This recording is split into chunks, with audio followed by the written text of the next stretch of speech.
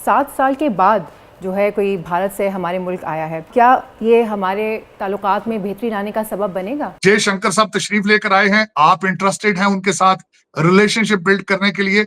आपको सर्वाइवल के लिए ट्रेड चाहिए, दुनिया से रिलेशनशिप बेहतर चाहिए, उनको नहीं चाहिए। शहबाज शरीफ खुद 2 कदम आगे बढ़े डॉक्टर जयशंकर से हैंडशेक के लिए। और सबसे बड़ी बात यह है कि यार पाकिस्तान को माफ़ कर दो। पूरी मैं सब कॉन्टिनेंट को सारों को कहना चाहूँगा, हम लोग दहशतगर्द नहीं है। अगर हम लोग दहशतगर्द होते हैं, हमारे पाकिस्तान में धमाके होने थे। ये वो हैंडशेक है जिसको बहुत पहले हो जाना चाहिए था। ट्रेड करें, सारा कुछ करें, उनके साथ मुआहदात करें और अपनी जो गुर्बत का खात्मा करें, ना कि हर तरफ कशकोल लेके चले जाते। सिर्फ वजीर खारजा का आ जाना ही क्या बर्फ पिघलाने में मददगार साबित होगा या उसके लिए मजीद कोई ठोस इकदाम भी करने होंगे? और अभी अच्छा होता अगर नरेंद्र मोदी साहब खुद आ जाते, लेकिन बहरहाल वो नहीं आए। कि पाकिस्तान भी ये चाहता है कि रिलेशंस अच्छे बने। शहबाज शरीफ यानी कि जो हुकूमत है, गवर्नमेंट है, और जो इस वक्त के वहाँ के प्राइम मिनिस्टर हैं, उनकी ये डिज़ायर है कि दोनों कंट्रीज़ के बीच रिलेशंस अच्छे बने। नमस्कार, जय हिंद, वंदे मातरम। दोस्तों, राज हिंदुस्तान में आपका स्वागत है। दोस्तों, भारत के विदेश मंत्री एस जयशंकर पाकिस्तान में हैं, जिसको लेकर पाकिस्तान में हलचल मची हुई है। पाकिस्तानी जनता चाहती है कि भारत और पाकिस्तान के रिश्ते अच्छे हों, जिससे भारत के साथ ट्रेड शुरू हो सके और पाकिस्तान भिखारी मुल्क से संपन्न मुल्क बन सके। तो दूसरी तरफ पाकिस्तान के प्रधानमंत्री शहबाज शरीफ ने विदेश मंत्री जयशंकर को आगे हाथ बढ़ाकर वेलकम किया, जिसे देखकर पाकिस्तानी जनता और पाक मीडिया को लग रहा है कि शायद भारत और पाकिस्तान के बीच कुछ बात बन जाए। लेकिन भारत के विदेश मंत्री जयशंकर का रुख साफ है कि जब तक आतंकवाद पाकिस्तान बंद नहीं करेगा, तब तक कोई बात नहीं होगी। तो दोस्तों, आइए चलते हैं और देखते हैं कि पाकिस्तानी मीडिया का इस पर क्या कहना है। अब देखें जी, अब एक बंदा आ गया, उन्होंने एक जयशंकर को भेज दिया है, ये भी उनकी बड़ी बात है। इंडिया को हमसे कोई फायदा तो है नहीं, वो वैसे ही तरक्की में है, हर चीज़ वहाँ पे सस्ती है। एजुकेशन इंडिया की इतनी अच्छी है कि वहाँ पे 10-10 साल के बच्चे ऐसी इंग्लिश बोलते हैं जो हम लोग नहीं बोल सकते। अस्पतालों के निज़ाम वहाँ पे अच्छे हैं, वहाँ पे पेट्रोल सस्ता है, वहाँ पे महंगाई नहीं है, वहाँ पे तरक्की होती जा रही है। हम लोग को इंडिया से फायदा है यार, हम लोग को चाहिए इंडिया के साथ ताल्लुकात बेशक ना सही बने, कारोबारी मसले हमारे हल होने चाहिए। भाई गनीमत है हमारे लिए कि डॉक्टर एस जयशंकर भी आ गए हैं, हमें तो उम्मीद ही नहीं थी कि वो भी आएंगे।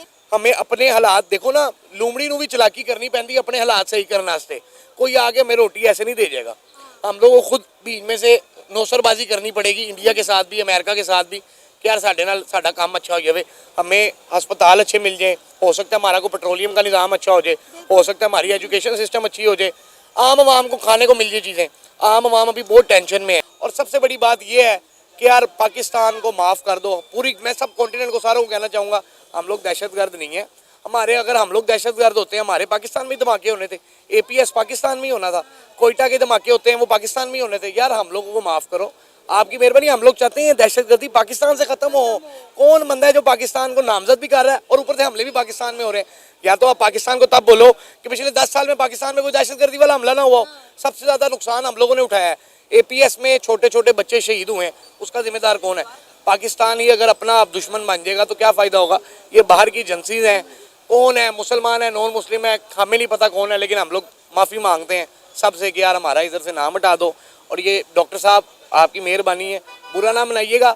उसकी जगह मैं होता, यकीन मानो मैं आपसे गले मिल के मिलता, ये उनकी गलती है।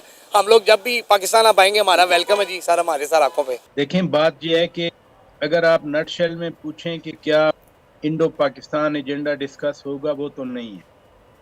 लेकिन ये जो एटमॉस्फेरिक्स होती हैं, सिंबल्स होते हैं, ये बड़े इंपॉर्टेंट होते हैं, ये स्पीक फॉर देमसेल्व्स।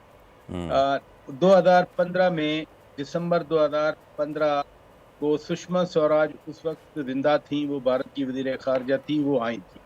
और जयशंकर जी ये उस वक्त इंडिया के फॉरेन सेक्रेटरी थे, ये भी आए थे।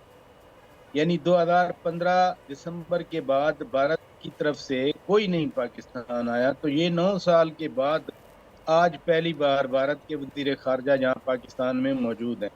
गोवा में पिछले साल बिलावल भुट्टो जरदारी साहब गए थे, यही SCO के वज़ीर ख़ारजा का इजलास था, लेकिन उसमें कोई हैंड शेक भी नहीं हो सका था। इस बार तो वज़ीर आज़म शहबाज शरीफ ने रात को हैंड शेक किया, हल्की फुल्की मुस्कुराहट का तबादला हुआ और 2-4 जुमलों का तबादला हुआ। यू नेवर नो कि ये 2-4 जुमले जो हैं यही मुस्तकबिल में आकर कहीं ना कहीं किसी न किसी तरह के रवाबत की राख बने। अमिड द करंट सिचुएशन सिर्फ वजीर खारजा का आ जाना ही क्या बर्फ पिघलाने में मददगार साबित होगा या उसके लिए मजीद कोई ठोस इकदाम भी करने होंगे? क्योंकि भारत में जब वो थे उनसे सवाल हुआ, उन्होंने कहा जी मैं बायलैटरल के लिए नहीं, मैं तो जा रहा हूँ सीधा सीधा मुलाकात करने। प्लस ये कि जो उन पे ऑलरेडी एक प्रेशर बना हुआ है, जो उनके नेगेटिव मामलात हैं, आपको पता है कनाडा को लेके सारी चीज़ें, तो इस सब पे में आपका तज़िया। चीन के साथ फ्रीज किया हुआ है अपना जो झगड़ा है, अब पाकिस्तान के साथ उसका झगड़ा एक्टिव भी है और फ्रोजन भी है कि खुदा न खास्ता कोई जंग तो नहीं है, लेकिन हमारी कोई बराह रास्त अच्छे आना जाना भी नहीं है। ट्रेन बंद है, बस बंद है, एयर ट्रैफिक बंद है, पीपल टू पीपल कांटेक्ट नहीं है, तिजारत। जी प्लीज कंटिन्यू सर। तो तिजारत बंद है दोनों मुल्कों के दरमियान। हालांकि एक वक्त था कि तिजारत कोई $2.5 बिलियन तक पहुंच गई थी और जिसका पोटेंशियल उस साल में 2013 की बात कर रहा हूँ $10 बिलियन कहा जा रहा था। इसलिए ये सारी सूरत हाल अब भारत के अंदर ही ये सोच है कि क्या पाकिस्तान के साथ मसलन इनका आना, वहाँ में इनके जो साबिक यहाँ हाई कमिश्नर थे, सफीर हुआ करते थे, कुछ लोग बोले कि जयशंकर जी को पाकिस्तान जाना चाहिए और मैं समझता हूँ कि उन्होंने अच्छा फैसला किया। और दूसरी बात है कि पाकिस्तान की तरफ से भी अभी तक एक अच्छा मुस्बत रद्द अमल आया है उनके आने का। जयशंकर साहब तशरीफ लेकर आए हैं, आप इंटरेस्टेड हैं उनके साथ रिलेशनशिप बिल्ड करने के लिए? आपको सर्वाइवल के लिए ट्रेड चाहिए, दुनिया से रिलेशनशिप बेहतर चाहिए, उनको नहीं चाहिए। उनकी इकोनॉमी ठीक है, diplomatically they are doing good, उनके मालदीव, नेपाल वो चीजें अपनी ठीक कर रहे हैं, वो काउंटर कर रहे हैं चाइना को। आप अपने आप को काउंटर कर रहे हैं, आप अपने पाकिस्तान के अपने मसाइल को काउंटर करने से भी कासर हैं। आपका लौंडा लपाड़ा सड़कों पे इस वक्त एससीओ को नाकाम करने की पूरी कोशिश कर रहा है, पूरी कोशिश कर। सूबा सरहद बार बार इस्लामाबाद पे हमले करने का अंदिया देता है, इरादा जाहिर करता है, फायर ब्रिगेड क्रेने लेकर हमला करते हैं। आप सर्वाइवल मोड में हैं, वो अपनी उनकी इकोनॉमी दुनिया की 5वीं इकोनॉमी। तो दर हकीकत आज अगर देखा जाए तो एससीओ होना पाकिस्तान में बहुत बड़ी बात है, लेकिन इसके पीछे सुना है चाइना ने सारा कुछ किया है, क्योंकि आप तो कभी आईएमएफ के चक्कर लगाते हैं, कभी सऊदी अरेबिया से पैसे लेने के चक्कर में, कभी लोन आगे कराने। आपको तो पैसों के अलावा सर खुजाने का टाइम नहीं है। सुना है कि ये कामयाबी चाइना के सर जाती है, इसके पीछे चाइना का हाथ था। वो हाथ क्यों है चीमा साहब? एससीओ का दर हकीकत मकसद इकोनॉमिक और ट्रेड है, लेकिन चाइना एससीओ को इस्तेमाल करता है एंटी वेस्ट, एक ब्लॉक बनाने के चक्कर में है, अपनी पावर शो करता है, उसमें वो कर रहा है। आपका कमाल इसमें मैं इतना ही समझूंगा सिवाय कि यहां पे सजाने के, और वो भी अगर इसकी इन्वेस्टिगेशन की जाए तो इस्लामाबाद के जो ठेके एससीओ के लिए भी दिए गए, मेरे ख्याल में उनमें भी काफी चीजें लंदन और दुबई पहुंच गई होंगी, जो कि माजी में होता है।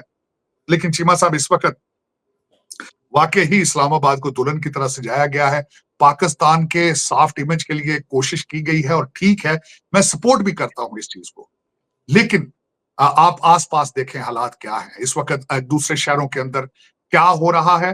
कल मेरे मुर्शिद पाक का डॉक्टर अडियाला जेल के बाहर बैठा रहा है, किस तरीके से वो तड़प रहे हैं, किस तरीके से उनके जो है ब्लॉक, उनके ग्रुप बन चुके हैं मुख्तलिफ जगहों से। उनके लोग जो आपके जजों ने बाहर जहाजों पे बिठा के भेजे थे, वो क्या क्या इरादे रखते हैं इस वक्त, जो ब्लॉक उनके बने हैं, जितने उनके बाहर बैठा लौंडा लपाड़ा है, वो आग उगल रहा है कि जला के खाक कर देंगे, भस्म कर देंगे। लेकिन ऑन ग्राउंड रियलिटी कुछ और है। लेकिन जब तक आप इस चीज से इस फितने को नहीं रोकेंगे, यहाँ पे इन्वेस्टमेंट कोई नहीं लेकर आए। बरखा दत्त को भी वो लंदन में भी इंटरव्यू देते रहे हैं, मिलते रहे हैं, बात उन्होंने बहुत अच्छी की है कि मोदी साहब आपको आना चाहिए, लेकिन ये भी बताएं कि वो क्यों नहीं आते, आप उनके लिए, उनको लाने के लिए क्या कर रहे हैं। माजी में सुना है हमारे मुर्शिद पाक के दौर के अंदर भी मोदी साहब ने तैयारी की थी, बैक डोर जो डिप्लोमेसी थी उसके जरिए बातें हो रही थी कि शायद मोदी साहब आए। लेकिन आपको भी चाहिए कोशिश करें वहां जाएं, और उनको जो तहफ्फुज़ात हैं, उनको जो ऑब्जेक्शंस हैं, उनको रिजॉल्व किया जाए। मैं हमेशा जो जाती तौर पे समझता हूं कि आप विक्टिम हैं, जो आपने पैसा बनाया अफगानिस्तान में, आप उसके विक्टिम हैं, लेकिन आप दुनिया को बता नहीं पा रहे कि आप खुद विक्टिम हैं। आशिफ साहब ने भारतीय सहाफ़ी को एक जो इंटरव्यू दिया है, उस इंटरव्यू के हवाले से उन्होंने नरेंद्र मोदी को वेलकम करने की ख्वाहिश का इजहार किया है, जिस पर तमाम लोग अपनी अपनी राय का इजहार कर रहे हैं। कुछ लोग कह रहे हैं कि बड़ी अच्छी बात है, ये बर्फ़ पिघलेगी, इस मामले से जो नुक्ता आगाज़ इसको कहा जा सकता है, लेकिन कुछ लोगों के मुताबिक ये वजारत खारजा को नवाज शरीफ साहब ने मुश्किल में डाल दिया है। अब बात अगर की जाए मसला कश्मीर की, तो मसला कश्मीर के हल के बगैर क्या डायलॉग मुमकिन हो सकता है पाकिस्तान और भारत के दरमियान? और अभी अच्छा होता अगर नरेंद्र मोदी साहब खुद आ जाते, लेकिन बहरहाल वो नहीं आए। तो दोस्तों, आपने देखा कि पाकिस्तान किस तरीके से भारत से दोस्ती के लिए तड़प रहा है। आपका इस पूरी खबर पर क्या कहना है, हमें कमेंट बॉक्स में जरूर बताएं। खबर अच्छी लगे तो लाइक और शेयर करना ना भूलें। ऐसी तमाम खबरों से जुड़े रहने के लिए आप देखते रहें राज हिंदुस्तान।